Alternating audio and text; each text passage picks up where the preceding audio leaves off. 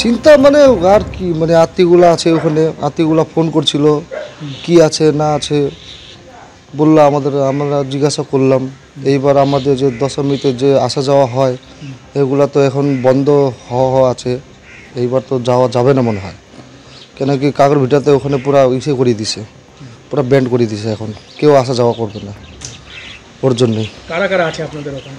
আছে বড় মাসি আছে, ছোট মাসি আছে, মামারা আছে। হাওড়ার বাসিন্দা ওম প্রভু সিংহ রঞ্জিতকার ও বিনয় শ্রেষ্ঠ এই দুই বাসিন্দারই আত্মীয় থাকেন নেপালে। অগ্নিগর্ভ নেপালের পরিস্থিতি নিয়ে উদ্বিগ্ন দুই পরিবারই। ওখানে কাকা কাকি আছেন, পিসি আছে, সব পুরো পরিবার আছে ওখানে। মা বাবা তো আমার এখানে মারা গেছে, বাকি সব পরিবার ওখানে আছে। আপনার সঙ্গে তো যোগাযোগ আপনি জান তো মাঝে মাঝে? হ্যাঁ, মাঝে মাঝে আমি যাই, মাঝে মাঝে ফোনও করি, হ্যাঁ, কথাবার্তা হয়। হ্যাঁ, গত 3-4 দিন তো ইন্টারনেট বন্ধ ছিল, কী পরিস্থিতি? কথা এইটা আমরাও চিন্তাতে পড়েছিলাম ওখানে, যে আমাদের পুরো কাঠমান্ডুতে সব যতগুলো সব হিংসা হচ্ছে, তা আমাদের কাকা কাকি সব বৃদ্ধার, আমরা খুব চিন্তা হচ্ছে যে কি হচ্ছে না হচ্ছে, কোনো ইন্টারনেটে কোনো খবর জানা যাচ্ছে না। হ্যাঁ, এইটা একটু চিন্তার বিষয় হয়ে গেছে আমাদের। ফোন করেছিলেন, যোগাযোগ বন্ধ ছিল? পুরো যোগাযোগ সব বন্ধ ছিল এখন 2-3 দিন। হ্যাঁ, 2-3 দিন। আজকে কথা হয়েছিল? আজকে কথা হয়েছে। আমাদের অনেক রিলেটিভই আছে। আমার দিদি থাকেন কাঠমান্ডুতে, আমার দাদা থাকে বীরগঞ্জে। একটু আগেই আমি কথা বললাম আমার দাদার সঙ্গে বীরগঞ্জে, বলছে আর্মি যখন নেমেছে তখন দিয়ে এখন পরিস্থিতি সামাল আছে, কারফিউ এখনও আছে। যখন লোকরা বেরোচ্ছেন আর্মিরা ওনাকে বোঝাবার চেষ্টা করছেন আপনারা বাড়িতে থাকুন, শান্ত থাকুন, আমরা সব নিজের হাতে নিয়ে নিয়েছি। যদি আপনাদের অনেক কোনো দরকারে বেরোতে হয় আপনারা নিজের কোনো প্রমাণপত্র নিয়ে বেরোন, চিন্তা তো হবেই।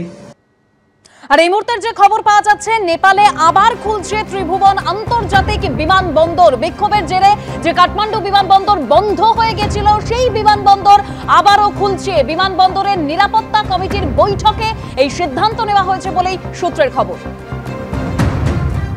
আমরা দেখতে পাচ্ছি সকালের পর থেকে আস্তে আস্তে কিছু মানুষজন যারা নেপালের বাসিন্দা তারা কিন্তু নেপালে ফিরতে শুরু করেছে। অন্য দিক থেকে নেপাল থেকেও বেশ কিছু বাসিন্দা তারা কিন্তু আবার ভারতের পথে। ফলে সব মিলে পায়ে হেঁটে যাতায়াত আস্তে আস্তে শুরু হয়েছে, তবে সবটাই অত্যন্ত ঝুঁকিপূর্ণ। कहाँ जा रहा है? मैं इंडिया जा रहा हूँ। घर का? मेरा घर असम में। असम में है। उधर था? हाँ, वो मेडिकल गया था। मेडिकल में गया था। आप कहाँ जा रहा है? घर जा रहा हूँ। घर जा रहा हूँ। आपका घर नेपाल में है? जी। आप जानता है उधर क्या चल रहा है? अच्छा, जानता हूँ, जानता हूँ। गया सहायता करने के लिए गए थे और आते आते ये हाल बन गया। आपका घर फर सब ठीक है? हाँ, ठीक है।